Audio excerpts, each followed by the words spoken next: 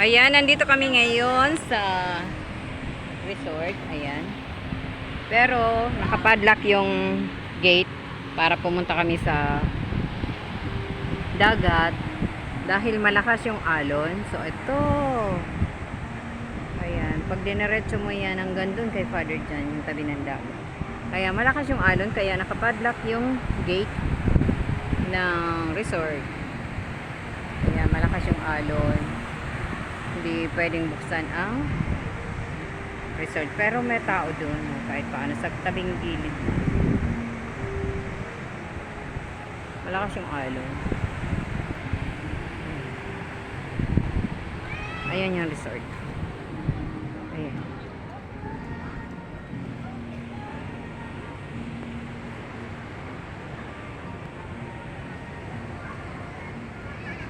Kasama namin yung tatlong ordinahan, si Father Kim, si Brother Kim, Brother Ben, saka si Brother Ray.